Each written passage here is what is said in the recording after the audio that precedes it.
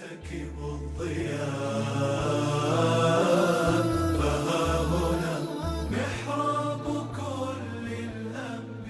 یہ آ جائیں کہ یہ پیش کرتے ہیں جو میں نے پہلی بار سنی تھی اپنے فلسطین کے استاد سے، وہاں ناز آباد میں ہم ہوتے تھے، انہوں نے لیکچر دیا تھا کہ انہوں نے تورات عربی کی عبارت پڑھی تھی کہ یہ جو گریٹر اسرائیل ہے نا، اس کی حدود اللہ نے ابراہیم علیہ السلام کو لکھ کر دی ہیں، ابراہیم علیہ السلام کو اور ان کی نسل کو دی ہے۔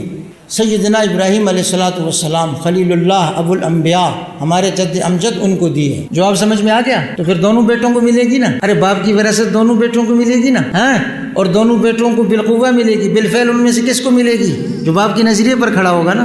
تو ابراہیم علیہ السلام تو سید الموحدین تھے، اور مسلمان اس وقت موحدین ہیں۔ ہر قسم کا شرک تو یہودی پھیلاتے ہیں۔ یہ دنیا میں شیطان گھر کس نے بنایا؟ یہودیوں نے۔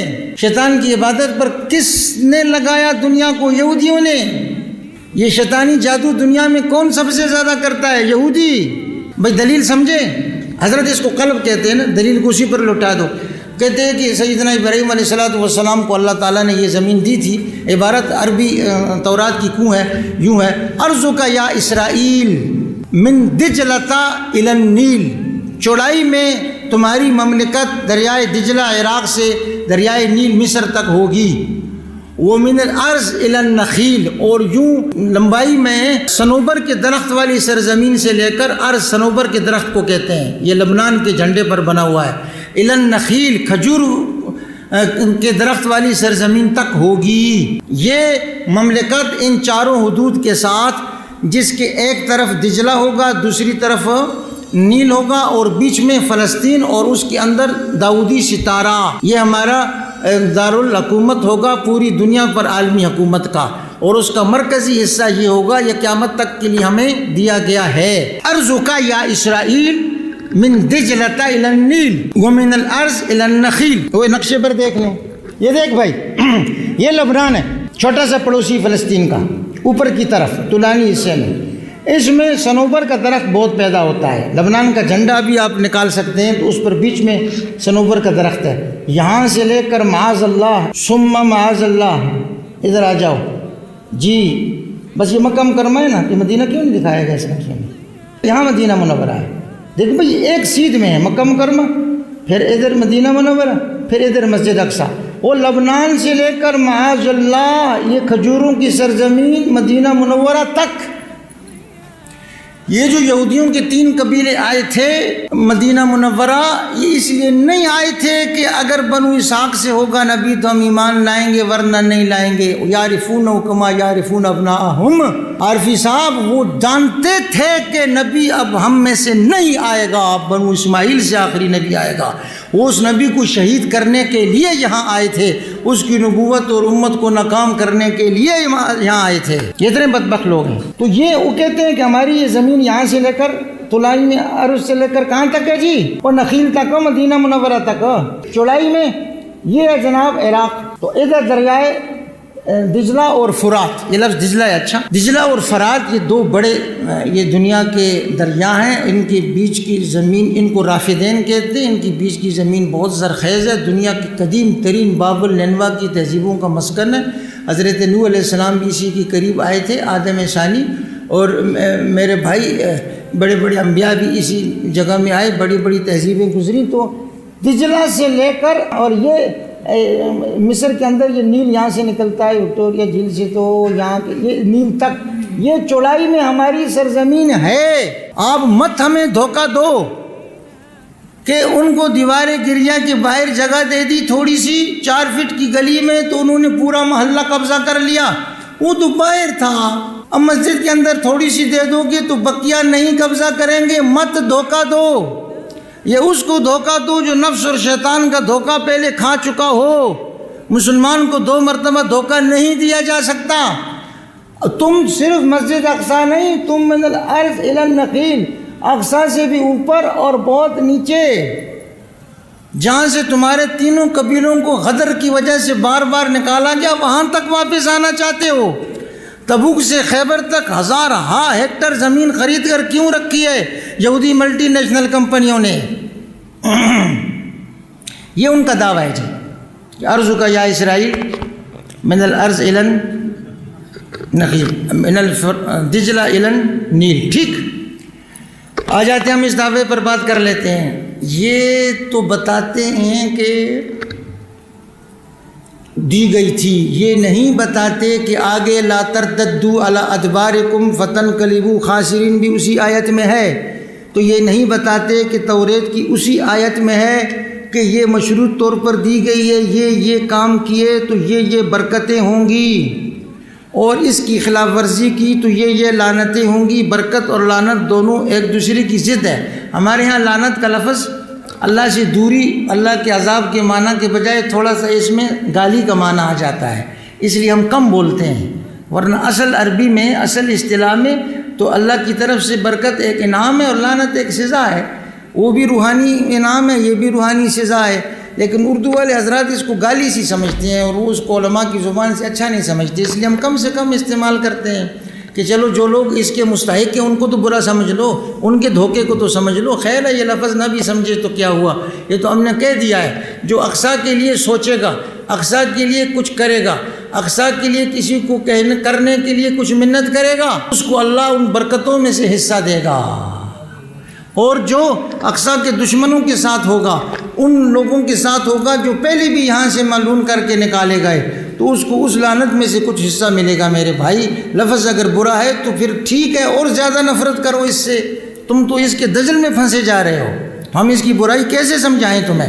آ جاؤ جی، یہ دیکھنا جناب، یہ تورات ہے. یہ نہیں بتاتے کہ ابراہیم علیہ السلام کو جب یہ زمین دی گئی تھی تو ساتھ میں کہہ دیا گیا تھا لا ینال عہد الظالمین. یہ ہم نے آپ اور آپ کی ضروریت کے لیے ہے، لیکن وہ روحانی ضروریت ہوگی، ایمانی ضروریت ہوگی، وہ نسلی ضروریت کے لیے نہیں ہے. یہ نسلی مذہب نہیں ہے. اللہ کو کسی کے رنگ نسل خون تو خود اس نے پیدا کیا ہے، اس پر کیا مدار نجات کا اور اللہ کے ساتھ قرب اور اس کی نعمتوں کے حصول کا؟ جو انسان عمل کرتا ہے اس کے اوپر مدار ہے اللہ کے وعدوں کا. لا ینال عہد الظالمین. اور ان الشرک لظلم عظیم. ظلم عظیم بھی تم کرتے ہو اور ظلم بھی تم کرتے ہو اور ظلم صغیر بھی تم کرتے ہو، تمہیں یاد نہیں مل سکتا. کیونکہ تورات کہتی ہے سو خداوند کا غضب اسرائیل پر بھڑکا، اور اس نے کہا چونکہ ان لوگوں نے میرے اس عہد کو جس کا حکم میں نے ان کے دادا کو دیا تھا توڑ ڈالا اور میری بات نہیں سنی، اس لیے میں اب ان قوموں میں سے جن کو یشوع چھوڑ کر مرا ان کو بھی ان کے آگے سے دفع نہیں کروں گا، تاکہ اسرائیل کو انہی کے ذریعے سے آزماؤں. خداوند کے چلنے کی شریعت پر چلنے کے لیے اپنے باپ دادا کی طرح قائم رہیں گے یا نہیں؟ سو خداوند نے ان قوموں کو رہنے دیا اور ان کو نکال دیا اور یشوع کے ہاتھ میں بھی ان کا حوالہ نہ کیا. اب اگلے حوالے پر آئیں. تو جب انہوں نے بار بار وہی حرکتیں کی جو آج تک کر رہے ہیں، بھائی صرف ہیلا سازی پر یعنی خفیہ چور دروازے سے حرام کو حلال کرنے پر بندر خنزیر بنے نا، ٹھیک. اب تو کھلم کھلا حرام کرتے ہیں، کھلم کھلا پوری دنیا میں حرام کو پھیلاتے ہیں، پوری انسانیت کو حرام میں مبتلا کرتے ہیں. تعجب کی بات یہ ہے کہ اوپر فضا میں بھی حرام چل رہا ہے. آبدوز میں زیر آب جاؤ یا زیر زمین سمندر میں کسی ہوٹل کے تہخانے میں جاؤ، وہاں بھی حرام چل رہا ہے. فضاؤں میں بھی حرام، خلا میں بھی حرام، زمین پر بھی حرام، زیر زمین بھی حرام، خشکی میں بھی حرام پھیلاتے ہو اور سمندر میں بھی حرام پھیلاتے ہو. یہ حرام تو تم کھلم کھلا پھیلا رہے ہو، پھیلانے والوں کو پیدا کر کے ان کے ذریعے سے پھیلا رہے ہو، اس حرام کو حلال کر کے دنیا کو دکھا رہے ہو. اب یہ لعنت 1000 گنا زیادہ ضرب کھا کر کیوں نہیں تم پر یہ ٹھپا لگے گا اس کا؟ خداوند تجھ کو تیرے دشمنوں کے آگے شکست دلائے گا تو ان کے مقابلے کے لیے تو ایک ہی راستے سے جائے گا، 7 راستوں سے بھاگے گا. تمام سلطنتوں میں تو مارا پھرے گا. وَإِسْتَأْذَنَ رَبُّكَ لَيَبْعَثَنَّ عَلَيْهِمْ إِلَى يَوْمِ الْقِيَامَةِ مَن يَسُومُهُمْ سُوءَ الْعَذَابِ. اس دن ساتھی بات کر رہے تھے کہ یہ اس کے اوپر کتبہ کے معنی پر میں نے کہا اللہ کے بندے کیا کرتے ہو، سیدھا یہ آیت پڑھو. لیبعثن استأذن ربک لیبعثن علیہم، لیبعثن ضرور بھیجے گا. کبھی بخت نصر کو، کبھی ٹائسٹائن کو، کبھی ہٹلر کو اور کبھی فلسطین کے ابو عبیدہ کو. جا پھر تو اللہ نے بھیجا ہے ان کو، لڑ اللہ سے اب. اور کوئی ان کو ہنکا کر بگانے کو بھی نہ ہوگا. آجا تیری لاش ہوا کے پرندوں، زمین کے درندوں کی خوراک ہوگی، کوئی ان درندوں کو ہنکا کر بگانے کو بھی نہ ہوگا. خداوند تجھ کو مصر کے پھوڑوں اور خارش میں ایسا مبتلا کرے گا کبھی اچھا نہیں ہوگا۔ خداوند تجھ کو جنون، نابینائی، دل کی گھبراہٹ میں بھی مبتلا کرے گا۔ جیسے اندھا اندھیرے میں ٹٹولتا ہے ویسے تو دوپہر دن کو ٹٹولتا پھرے گا۔ تو اپنے سب دھندوں میں ناکام رہے گا، تجھ پر ہمیشہ ظلم ہی ہوگا اور تو لٹتا ہی رہے گا۔ کوئی نہ ہوگا جو تجھ کو بچائے، جو تجھے بتانے جائے گا وہ بھی عذاب خداوندی کی لپیٹ میں آئے گا۔ سن لو اچھی طرح سے، بہت تکلف کر لیا ہم نے بھی، بہت پردہ رکھا تمہارا، جا جا کے انہی کی قدموں میں بیٹھتے ہو، انہی کی بولی بولتے ہو۔ یہ پڑھی یہ عبارت تورات کی آیت ہے، قرآن شریف کی تو ہم نے لکھی ہے، لیکن ہم تو کہتے ہیں آؤ تورات سے بات کرتے ہیں، جی آؤ تورات سے فیصلہ کرتے ہیں۔ قرآن کا فیصلہ تو آپ مانتے نہیں، کیونکہ قرآن کی تعریف معنوی کی آپ عادی ہو چکے ہیں، تعویل مفاسد کی آپ عادی ہو چکے ہیں۔ اب انہوں نے کیا کیا، سنیں یہ تو آپ دیکھتے گئے نا دجل اور فریب سے۔ اچھا میں ذرا سے ایک اور اعتراض کا جواب دے دوں جو پہلی عبارت میں تھا، پھر میں اس نقشے پر واپس آ جاتا ہوں۔ یہ تورات کے اس دعوے کا جواب سن لیا، نحن ابناء اللہ و احباؤہ، ہم اللہ کا شعب اللہ المختار ہیں، اللہ کے برگزیدہ لوگ ہیں۔ جھوٹ مت بولو، اس میں تھا کا لفظ ہے مت بولو، اس میں مشروط ہے، تم مطلق مت بولو، یہ دھوکہ کسی اور کو دینا۔ ہم نے تو قرآن شریف یاد کرتے ہوئے بھی بہت ماریں کھائیں، نحو صرف پڑھتے ہوئے بھی بہت ماریں کھائیں، ہم کو نہیں دھوکہ دے سکتے استاد، نہ۔ اب ایک اعتراض اور سنو کہ یہودی یہاں رہتے تھے نا تو چلے گئے، کتنا معصوم سا لفظ ہے نا، چلے گئے، اور دھتکار کر نکالے گئے، لونڈی غلام بنا کر لے جائے گئے، جلا وطن کیے گئے۔ ادھر کیا لفظ تھا، ہنکائے گئے، لاشوں پر سے کوئی جانوروں کو ہنکانے والا بھی نہ تھا، ٹھیک ہے جی۔ تو اب واپس آنا چاہتے ہیں تو دے دو ان کو، بڑے معصوم سی درخواست ہے نا۔ دیکھ میرے بھائی، فلسطینی مسلمان جو وہاں ہیں، صحابہ رضی اللہ عنہ مجمعین یہاں تو اتنی آئے نا جتنا عمر رضی اللہ عنہ نے تشکیل کی، عبادہ بن صامت رضی اللہ تعالیٰ عنہ جی کتنی تشکیل کی، اتنی یہاں آئے، باقی اولیاء اللہ تابعین یہاں آتے رہے، لیکن ان کے ہاتھ پر جو لوگ مسلمان ہوئے یہ تو وہی فلسطینیوں کی اولاد ہے جو وہاں رہتے تھے۔ آپ لوگ یہود و نصارہ تو ابراہیم علیہ السلام کی اولاد ہو نا، تو ابراہیم علیہ السلام تو عراق کے رہنے والے تھے، وہ تو خود یہاں سے ہمارے جد امجد خود عراق سے یہاں شام آئے تھے، فلسطین آئے تھے، اپنے بھتیجا کو بحر میت کے کنارے حضرت لوط علیہ السلام کو وہاں تبلیغ کے لیے بٹھایا، خود القدس آئے، الخلیل آئے، تو یہ تو باہر سے آئے تھے، اور تم پھر اب ان کی اولاد ہو تو تم تو باہر سے آئے ہو، پھر دوبارہ باہر کر دیے گئے، پھر آئے، پھر باہر کر دیے گئے، پھر آئے، پھر باہر کر دیے گئے، تو باہر سے آ رہے ہو تو اس حساب سے آؤ نا۔ وہ حساب کیا ہے جو سعد بن معاذ رضی اللہ تعالیٰ عنہ نے عرض کی تھی کہ حضور آپ نے جو ان کو کہا ہے کہ آدھے مدینہ شریف کی کھجور کے پھل دے دیتے ہیں ان قبائلیوں کو غزوہ احزاب میں، آدھا دے دیتے ہیں تاکہ یہ چلے جائیں، پھر ہم قریش سے نمٹ لیں گے۔ تو یہ آپ نے اللہ کے حکم سے کہا یا اپنی رائے سے کہا؟ بس میں نے تو آپ کی ہمدردی میں کہا ہے، اتنے عرب جمع ہو گئے ہیں، لڑا کے جنگجو کرائے کہ کتنوں سے لڑو گے؟ انہوں نے کہا نہ حضرت نہ، جاہلیت میں یا تو ہمارا یہ مہمان بنتے تھے یا پھر ہم سے خرید کر لے جاتے تھے، اس کے علاوہ کوئی صورت نہ تھی۔ اب اسلام لانے کے بعد ہم ان کو دے دیں گے، سوائے تلوار کے ہم ان کو کچھ نہیں دیں گے۔ تو آپ تو باہر سے آئے ہیں بھائی، مہمان بنتے ہو تو بنو۔ پوری دنیا کی مسلمان حکومتوں میں یہ یہودیوں کا انتہائی حقوق کا خیال نہیں، احترام کا خیال رکھا، اہتمام کیا جاتا تھا، اور اب بھی ہے۔ یہ نیتن یاہو صاحب بڑی بڑی باتیں کرتے ہیں، یہ تو ادھر رنچوڑ لائن میں رہتے تھے، رنچوڑ لائن میں وہاں رات منزل ہے، اس کے چوتھے مالے میں رہتے تھے۔ جب پاکستان بنا تو یہ یہاں سے نکل کر چلے گئے اسرائیل، ٹھیک ہے جی۔ تو ایک ان کا میں نے بیان سنا، اب گریوی ہو جاتی ہے بیچ میں، لیکن سوال جواب مضبوط یاد رکھنا۔ میں نے ان کا ایک کلپ دیکھا اور مجھ سے جنوب افریقہ میں بھائیوں نے کہا کہ ادھر ایک خاتون ہے، یہودی پروفیسر ہے، وہ کچھ سوال کرتی ہے مسلمانوں سے۔ تو میں نے کہا یار لے جاؤ کسی عالم کو، محقق کو، کسی پروفیسر اسکالر کو لے جاؤ، میں تو فقیر غریب مسکین ملا، مجھے کیا اس کی باتوں کا جواب آئے گا؟ کہا نہیں جی اس سے کچھ بات کریں۔ میں نے کہا ٹھیک ہے پھر آ جاؤ۔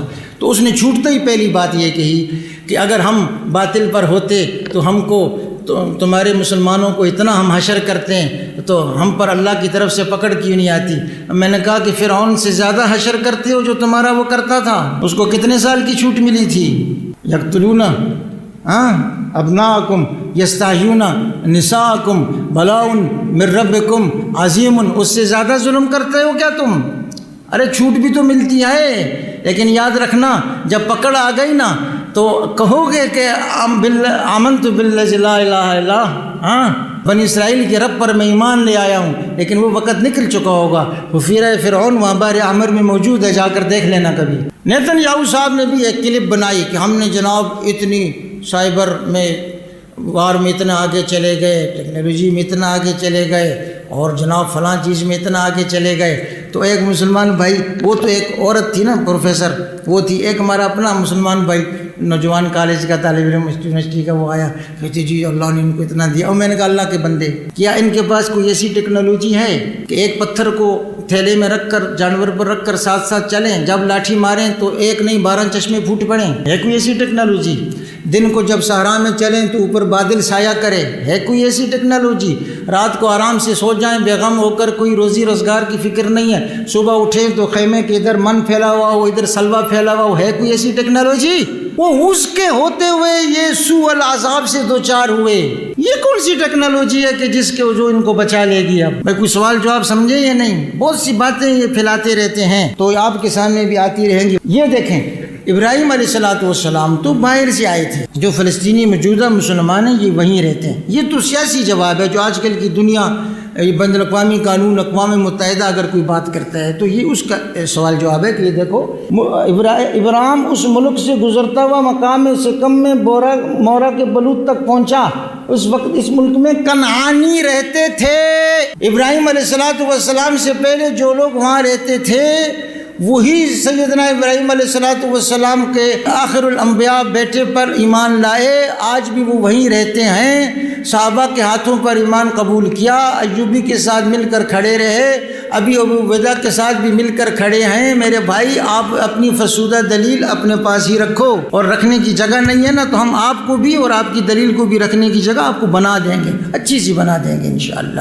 اتنی خدمت تو ہم آپ کی کر سکتے ہیں نا، ہمارے چچا زاد ہو، اگرچہ بڑے آوارہ ہو۔ سوال جواب سمجھیں علمی، ٹھیک ہے جناب؟ تو اب نقشہ ایک دکھا دو فلسطین کا، ہم اپنے 2 موضوع پورے کر لیں۔ ایک مسجد اقصیٰ کا کچھ تعارف، اگلی بار ہو سکتا ہے ہم یہی تعارف اچھا کر کے دہرائیں، اور دوسرے عرض فلسطین کا کچھ جغرافیہ، پھر رہ جائے گا صہیونیت اور رہ جائے گی طوفان اقصیٰ کا پس منظر، جو میں مختصراً بیان کر چکا ہوں۔ یہ فلسطین کو جب چاروں طرف سے انہوں نے کاٹ دیا، گھیر لیا، تو اب گھیرنا شروع کیا۔ آدھے مسلمانوں کو یہ ضفہ غربیہ کہلاتا ہے، اردن کی طرف مشرقی کنارہ، بیچ میں رکھتا ہوں سب کو نظر آئے، ادھر تقسیم کر دیا۔ یہاں پر یاسر عرفات کو بٹھا دیا جو سوہا عرفات کے شوہر محترم تھے۔ اس کے بعد محمود عباس صاحب کو بٹھا دیا جو کہ بہائی ہیں، جیسے ہمارے مسلمانوں میں سے جیسے قادیانی ہیں نا، تو روافظ میں سے یہ بہائی ہیں، یہ روافظ کے قادیانی ہیں۔ تو وہ ماشاءاللہ سے ہوتا یہ ہے، جیسے آج کل ہمارے بعض بھائی امداد بھیجتے ہیں نا سرکاری طور پر، تو وہ سرکاری طور پر جاتی ہے، وہیں پر سیدھا محمود عباس صاحب کے پاس چلی جاتی ہے، بھیجیں آپ پھر امداد۔ آپ ہم سے پوچھتے ہیں نا کہ کیا کریں، اپنی عقل کو تھوڑا سا اور ایمان کو تھوڑا اس سے زیادہ ذرا حرکت میں رکھا کریں۔ تو ادھر تقسیم کر دیا۔ یہ چھوٹی سی ایک پٹی ہے، غزہ کہلاتی ہے، سمندر کے کنارے۔ اوپر اس کے کون سا ملک ہوگا؟ پڑھیے، بولیں جی۔ اوپر لبنان ہے نا، ادھر شام ہے، ادھر اردن اور سعودیہ تھے۔ ہم پاکستانی تو پوری دنیا کے مسلمانوں کے محافظ ہیں، خادم ہیں، کیا بات سمجھتے ہو آپ؟ ایسے ہم فالتو لوگ نہیں ہیں جیسے آپ لوگوں نے ہم کو پروپیگنڈے سے بنا دیا ہے۔ بہت ہم بھی اللہ کے فضل سے بہت کچھ مسلمانوں کے لیے کرتے ہیں، کرنے کی صلاحیت رکھتے ہیں۔ تو اب ادھر کچھ مسلمان یہاں آ گئے، بقیہ یہاں ہو گئے، یہ تو ویسے بھی کسی کام کے نہیں، انہیں کے ہو گئے۔ یہ بیچ کا حصہ انہوں نے پکڑنا شروع کیا، اور اسی بیچ کے حصے میں یہاں پر القدس ہے۔ یہ سارا کا سارا مسلمان تھا، تھوڑے سے یہودیوں نے یہاں رہتے تھے، بس بقیہ سب یہ کنعانیوں کی اولاد فلسطینیوں کے ہاتھ میں تھا۔ ابراہیم علیہ السلام کی نسل امت مسلمہ کے ہاتھ میں تھا۔ پھر آہستہ آہستہ میرے بھائی یہ آگے بڑھتے گئے، ایسے کر کے ایسے کر کے ایسے کر کے ایسے کر کے بڑھتے گئے۔ اب القدس تک ان کے قدم آ پہنچے تھے۔ 16 کو حملہ ہوا ہے، اور 17 اکتوبر سے 23 نومبر تک انہوں نے 3 عیدیں منانی تھیں، فرضی عیدیں گھڑ لی ہیں، اصل عیدیں نہیں ہیں ان کے مذہب کی، اور ہر عید 3 دن کی تھی، 9 دن انہوں نے یہاں گزارنے تھے۔ کرنا کیا تھا؟ مکان و تصدیتاً کرنا کیا تھا؟ جہاں سے دھتکارے گئے انہی حرکتوں کو جن کی وجہ سے دھتکارے گئے وہاں پر کرنا تھا جی، اچھلنا کودنا، یہ باجا ناقوس بجانا جی، آپ کے اپنے انبیاء نے یہ کام نہیں کیے. جیسے ابراہیم علیہ السلام نے شرک نہیں کیا، ادھر کیا کر دیا، بیت اللہ کی اندر دیواروں پر مشرکانہ فال کی تصاویر بنا دی. اسی طرح سے ما کفر سلیمان سلیمان علیہ السلام نے نہ شرک کیا جادو کیا، یہ سب تم نے گھڑا ہوا ہے. تو ان دنوں میں انہوں نے یہ کرنا تھا، چند ملکوں نے اس پر خاموش رہنا تھا، تسلیم کر لینا تھا. اب جو مقامی مسلمان ہیں ان میں سے یہ تو سارے گئے، یہ بیچارے محصور ہیں، قید ہیں، جیل کے اندر ہیں. خدا کی قسم ان سے زیادہ مرتبہ روئے زمین پر اس وقت کس مسلمان کا ہوگا کہ جو ایک زندہ جیل میں قیدی ہے اور پورا ملک اس کا قبضہ ہو چکا ہے. اس کا دوسرا جو بھائی ہے وہ ادھر رہتا ہے لیکن وہ بھی دشمن کے ہاتھ میں طفیلی بن چکا ہے، اکیلا کھڑا ہے. اس سے بڑی تو قربانی نہیں ہے. تو وہ ملک تو جا چکا تھا اللہ کے بندے. چند ہزار لوگ اور چلے جائیں تو ایوبی کے ساتھ شہید نہیں ہوئے تھے کیا؟ قربانی کے بغیر بھی کبھی کیا اللہ تعالیٰ کسی کو دے دیتا ہے جنت؟ تم نے یہ سمجھ رکھا ہے کہ ویسے جنت میں چلے جاؤ گے، لا صدقۃ ولا جہاد. تو بھائی جہاد تو وہ لوگ کر رہے ہیں، پوری دنیا کے مسلمان اب ان کو صدقات پہنچائیں اپنے اپنے طریقے سے. تو یہ طوفان اقصیٰ عین وقت پر برپا نہ ہوتا آپ کچھ اور خبریں سنتے. ابھی تو آپ سن رہے ہیں کہ غزہ کی عمارتیں زمین بوس ہو رہی ہیں. معاذ اللہ خاکم بدان مسجد اقصیٰ کا کوئی حصہ زمین بوس کر کے وہاں پر یہ اللہ کی طرف سے جن حرکتوں کو ملعون کہا گیا وہ وہاں عین مسجد کے اندر نہ شروع ہو جاتی. یہ طوفان اقصیٰ کی تمہید تھی. تو ہمارے سبق کے دو حصے کسی قدر ہوئے. سیجنیت کا تعارف، طوفان اقصیٰ کا پورا پیش منظر، یہ تو پس منظر تھوڑا سا تھا. انشاءاللہ اگلی نشست میں ہے انشاءاللہ تعالی. وآخر دعوانا الحمدللہ رب العالمین. من ها هنا مروا، من ها هنا